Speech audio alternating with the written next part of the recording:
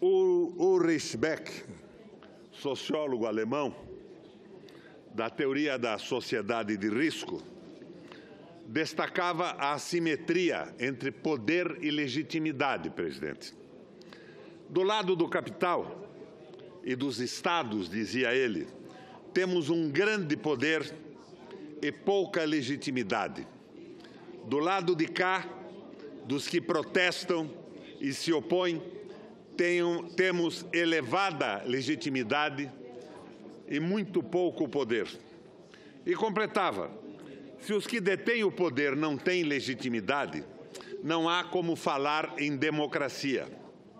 Beck referia-se à União Europeia, à Europa pós-crise de 2008-2009, face às políticas de austeridade adotadas e que puniram especialmente os países do sul do continente, com destaque em Portugal, Espanha e Grécia, e um primeiro círculo infernal. França e Itália em um segundo círculo de fogo. Para o sociólogo alemão, as políticas impostas ao continente pelo Banco Central Europeu para proteger o sistema financeiro tiravam definitivamente a legitimidade da Europa neoliberal, por causa de consequências como desemprego, redução dos salários, aumento da pobreza e da desigualdade. Além da exacerbação da xenofobia e do fundamentalismo religioso. Assim, não é à toa que Beck vai acrescer a sua teoria da sociedade de risco, os riscos econômicos, especialmente aqueles decorrentes da globalização financeira, que vão ameaçar gravemente a democracia. É bom que se ressalve que Ulrich Beck estava falando de democracias consolidadas.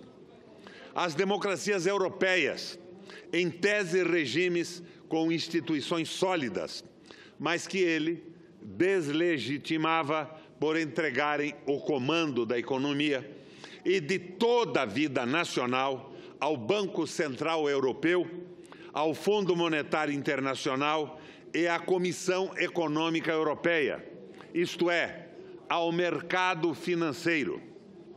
Se na Europa, um dos principais sociólogos do pós-guerra questiona a legitimidade dos governos que cederam às imposições do mercado financeiro, o que falar, presidente, da legitimidade de um governo brasileiro que nasceu de um golpe, da tríplice aliança entre o mercado, a mídia e o parlamento?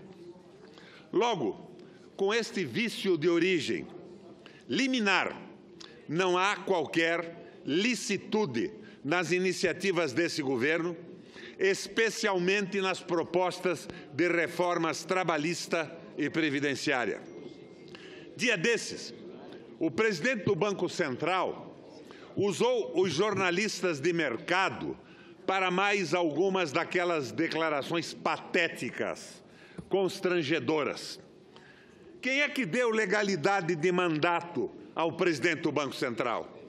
Como é possível que esse senhor mande no país e imponha arroxo, recessão, desemprego, dependência e miséria?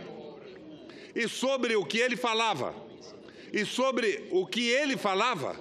Metas de inflação, inacreditável.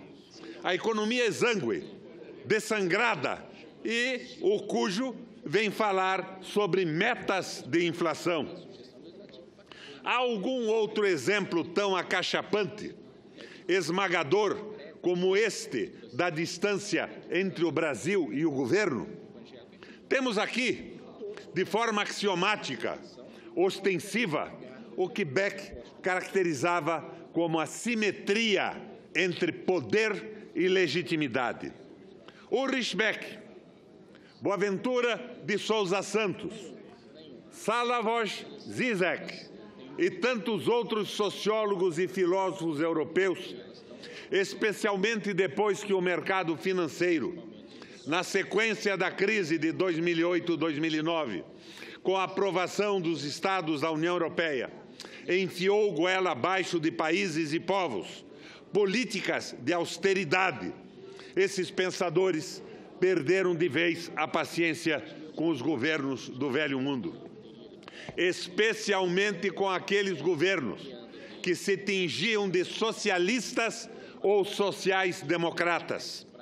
Temos, por exemplo, o português Antônio José Avelange Nunes, já quase octogenário e um dos mais brilhantes pensadores contemporâneos, a citar como epígrafe de uma entrevista Pichação Anarquista em sua Coimbra, que dizia, abro aspas, só não há revolução porque não há revolucionários. Motivos não faltam. Enfim, jovens ou velhos, sociais liberais ou anarquistas, não há mais paciência. Não se tolera a dissimetria entre as aspirações nacionais, populares e democráticas, e os governos formalmente constituídos, quanto mais aqueles de origem golpista. Disse que a abstenção recorde nas eleições legislativas francesas, tanto no primeiro como no segundo turno, especialmente neste, o que levou a uma vitória estrondosa do governo, deveu-se ao desencanto inicial do país com o recém-eleito presidente Emmanuel Macron, cujo primeiro ato depois de empossado foi ir pedir a bênção da Alemanha. A Alemanha de Merkel, hoje, mais uma vez, senhora da Europa. E não se tratou de uma visita de cortesia à senhora Merkel. Foi a visita à Europa de Vichy, à Europa colaboracionista, à Europa alemã. Atacou Avelange Nunes. Como se vê, os intelectuais europeus destravam a língua e deixam de lado as mesuras para mostrar a situação limite a que se chegou no continente com a prevalência do sistema financeiro sobre o emprego, os salários, as garantias e os direitos sociais, o bem-estar, a segurança e a aventura de vida. E a democracia. Repito, Ulrich Beck, para pousar as minhas preocupações no Brasil. Se os que detêm o poder político não têm legitimidade, não é possível falar em democracia. Isto posto, a pergunta inevitável: que fazer? Está assente, firme e estabelecido, a falta de legitimidade do governo brasileiro. Não há nenhuma dúvida disso. E, por consequência das medidas que dele emanam, isto é indisputável. E essa ilicitude agrava-se quando o governo, além da absoluta rendição ao mercado financeiro, sujeita-se também a nações estrangeiras, abrindo mão da soberania nacional sobre os minérios, o petróleo, as terras, os ares, as florestas, os mares e a defesa nacional.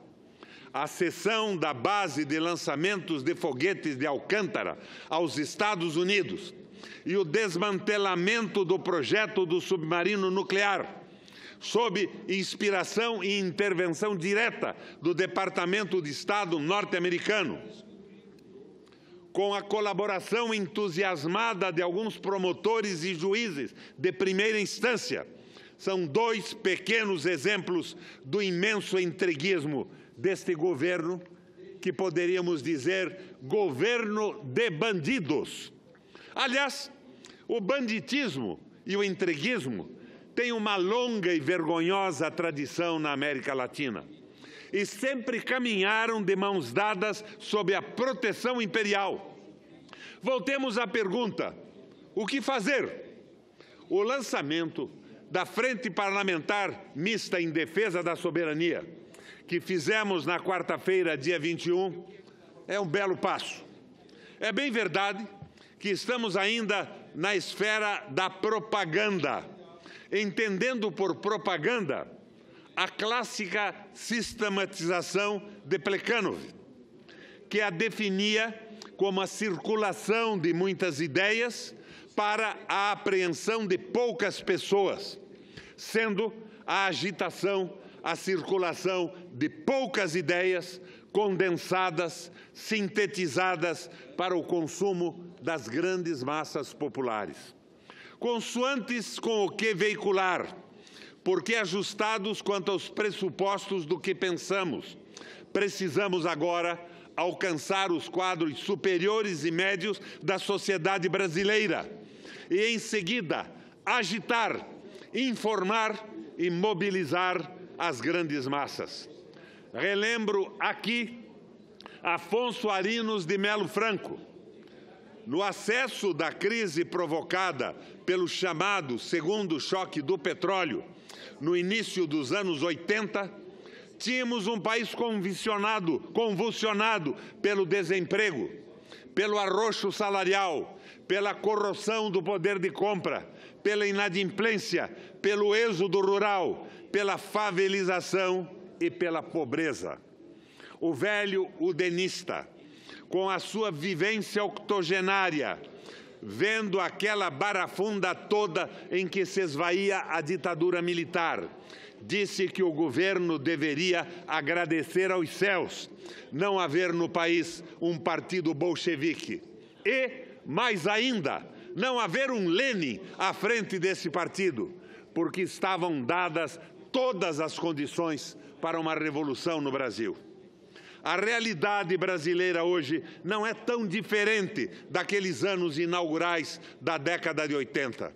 Assim, de certa forma, os citados anarquistas de Coimbra repetem o tocador de violino da banda de música da UDN. De fato, motivos não faltam. Por favor, entendam, não estou pretendendo colocar revolução na ordem do dia. E longe de mim retomar aqueles tediosos debates sobre as condições subjetivas e as condições objetivas.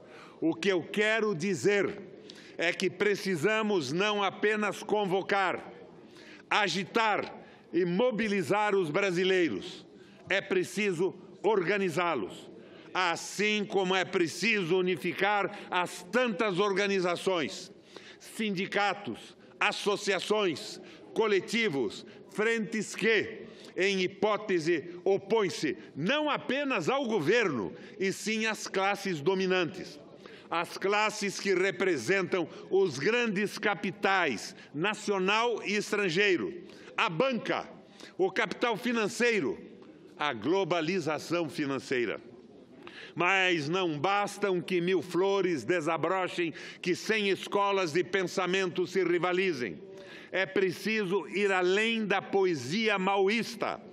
É preciso organizar, unificar esta miríade de ideias, iniciativas e coletividades que brotam e espocam em todo o país. E uma entrevista à Folha de São Paulo. Como se vê, às vezes, até dá para ler a Folha. Boaventura de Souza Santos fala sobre a geringonça que os portugueses engendraram para tirar o comando do governo da extrema-direita. Geringonça foi o termo depreciativo com que a direita classificou a união das esquerdas e do centro esclarecido para resgatar Portugal das políticas de austeridade impostas pela Troika a serviço do capital financeiro.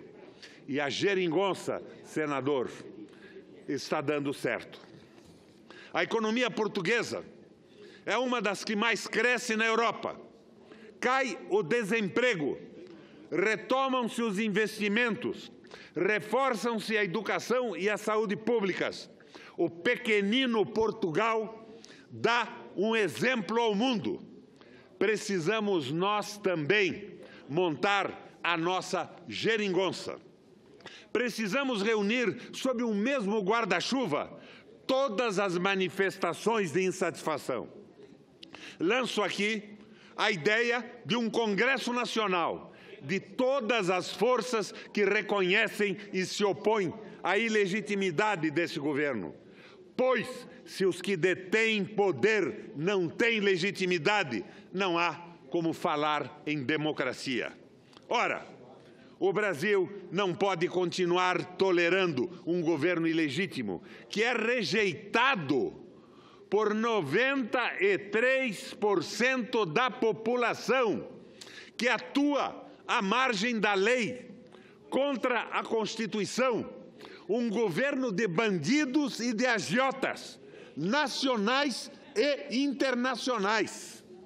Um governo que, mesmo assim, com a sustentação de bancadas parlamentares fisiológicas, de negocistas, de trapaceiros e de serviçais da banca, conseguem fazer aprovar, com a rejeição quase unânime dos brasileiros, as mais duras e punitivas medidas contra os trabalhadores.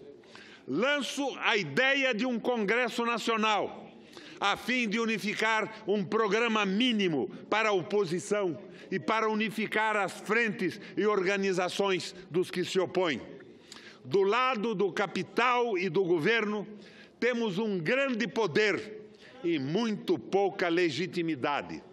Do lado de cá, dos que protestam e se opõem, temos elevada legitimidade e muito pouco poder. Vamos, portanto, fazer valer a legitimidade nacional, popular e democrática. E tudo pode começar amanhã. Não com um movimento de massas em praças públicas, mas uma paralisação tranquila, uma demonstração clara e insofismável da indignação do povo brasileiro contra tudo que está acontecendo no nosso país. Obrigado pelo tempo, presidente.